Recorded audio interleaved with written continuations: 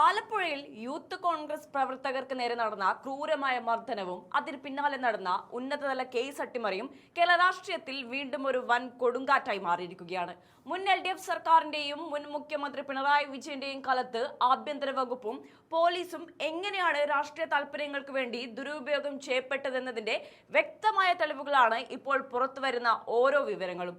ഗവൺമെന്റ്മാരുടെ ഗുണ്ടായിസത്തെ രക്ഷാപ്രവർത്തനം എന്ന് വിശേഷിപ്പിച്ച് അന്ന് പരസ്യമായി ന്യായീകരിച്ച മുൻ മുഖ്യമന്ത്രി പിണറായി വിജയനും അദ്ദേഹത്തിന്റെ വിശ്വസ്തനായിരുന്ന ADGP MR അജിത് കുമാറും ചേർന്നൊരുക്കിയ വലിയൊരു അട്ടിമറി നാടകത്തിന്റെ ചുരുളുകളാണ് പുതിയ അന്വേഷണത്തിലൂടെ ഇപ്പോൾ അഴിഞ്ഞു വീഴുന്നത്.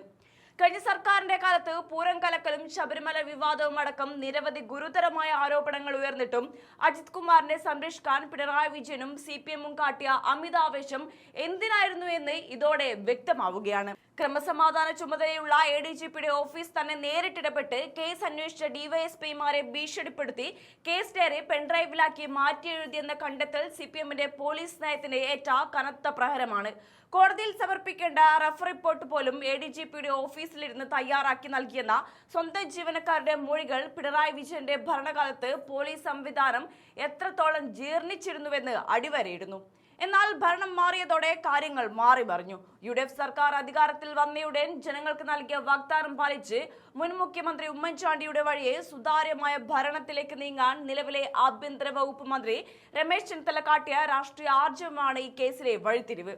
മുൻ LDF സർക്കാർ പൂഴ്ത്തിവെച്ച അട്ടിമറി കേസുകൾ റീഓപ്പൺ ചെയ്തുകൊണ്ട് ആഭ്യന്തരമന്ത്രി രമേശ് ചെന്നിത്തല എടുത്ത ഉറച്ച തീരുമാനം പിണറായി വിജയന്റെ രാഷ്ട്രീയ സംരക്ഷണ വലയത്തിന് മുകളിലേറ്റ ശക്തമായ പ്രഹരമാണ്. പ്രഗത്ഭനായ ഷൗക്കത്ത് അലി IPS-ന്റെ നേതൃത്വത്തിൽ പുതിയൊരു പ്രത്യേക അന്വേഷണ സംഘത്തെ നിയോഗിച്ചുകൊണ്ട് പോലീസിലെ രാഷ്ട്രീയ ഗുണ്ടായിസത്തിനെതിരെ വിട്ടുവീഴ്ചയില്ലാത്ത നടപടിയാണ് ചെന്നിത്തല സ്വീകരിച്ചത്.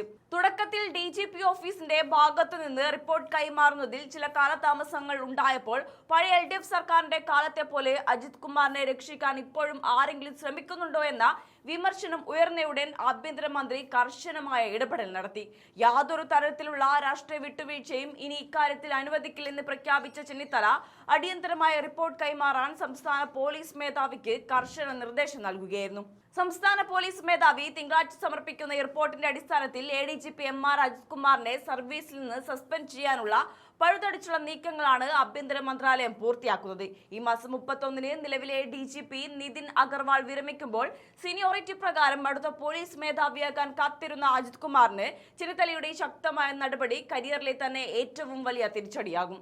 സസ്പെൻഷൻ നടപടി വരുന്നതോടെ അജിത് കുമാറിന് DGP റാങ്കിലേക്ക് ഉയരാൻ കഴിയില്ലെന്ന് മാത്രമല്ല CPM-ഉം പിണറായി വിജയനും ചേർന്ന് പോലീസിൽ വളർത്തിയെടുത്ത ഉന്നത ഉദ്യോഗസ്ഥ ലോബിയുടെ തകർച്ച കൂടിയായിരിക്കും ഇത്.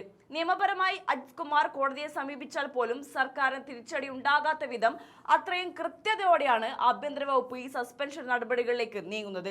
പിണറായി വിജയന്റെ കാലത്തെ അഴിമതിയും അട്ടിമറിയും വെളിച്ചെടുത്തു കൊണ്ടുവരുന്നതോടൊപ്പം പോലീസിനെ രാഷ്ട്രീയവൽക്കരിച്ച CPM-ന്റെ മുഖംമൂടി ജനങ്ങൾക്ക് മുന്നിൽ പൂർണ്ണമായും അഴിച്ചുകാട്ടുകയാണ് ആഭ്യന്തരമന്ത്രി രമേശ് ചെന്നിത്തല തന്റെ ശക്തമായ ഈ നടപടിയിലൂടെ ചെയ്യുന്നത്.